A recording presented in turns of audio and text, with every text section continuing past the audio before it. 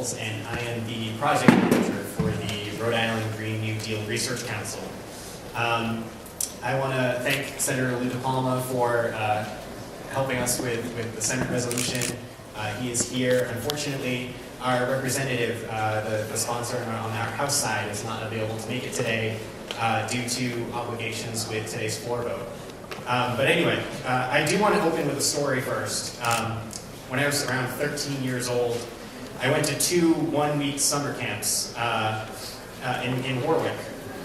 1 week I participated in a marine-themed camp where we took a trip on a boat each day and did various activities. We took a trip on, we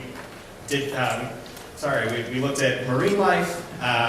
We went swimming off Patience Island, and we learned about various types of coastal wetlands. And then the next week I went to a different day camp where it was all mountain bike themed. There we rode along the big river trails. We went to Lincoln Woods, and we explored many of the deep wooded trails in the state. And what I remember is that there were so many inclines during that trip, and it was so challenging for me during that mountain bike camp. And much to my surprise, I learned a lot about myself and my own interests. But being able to go out on the bay every day 1 week, and then riding deep into the forest another week, completely exemplifies the accessibility of this state's natural resources and the true unique assets that we have within our state. But these treasures are under threat. Rhode Island remains extremely vulnerable to climate change impacts. We're seeing it through sea level rise, where our coastal communities need to be prepared. We see it through the warming ocean, where loss or migration of marine life could spell doom for our fishing community. We're seeing it in more frequent heat waves, where our most vulnerable communities risk a public safety and health crisis.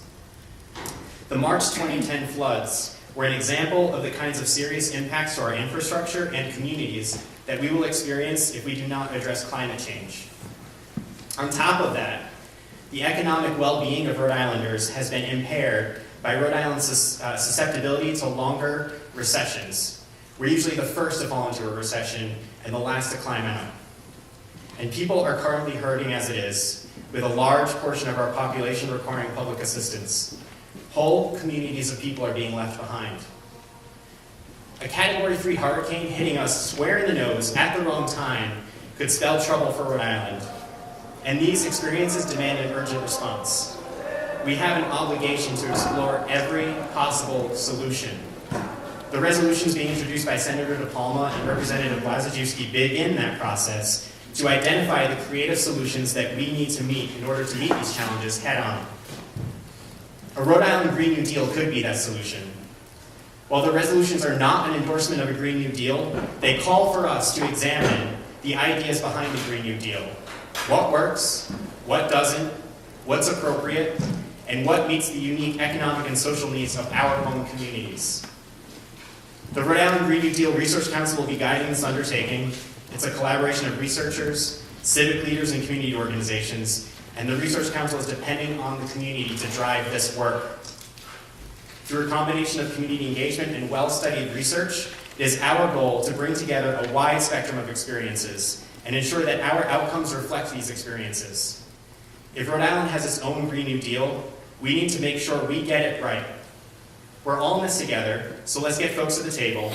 Only then will we ensure a resilient future for Rhode Island. Before I begin inviting our speakers, I do want to remind everyone of Rhode Island's legacy in creative solutions. Rhode Island has forever been at the forefront in shifts in the ways our country thinks. Rhode Island was founded on the idea of tolerance, and religious tolerance, as well as the ability to access our natural resources equally, were in the founding charter of this state. Moses Brown, as problematic as his family was, eventually cried out against slavery. His ingenious approach to industrialization was illustrated through the financing of Slater Mill, which serves as an example that American society can be built without slave labor. So this is a call to action for all of us to get to the table, for all of us to create innovative solutions to our most pressing problems and set the terms for our own success and resilient future. You can go to rignd.org to learn more about getting involved in this process. Again, that's www.rignd.org.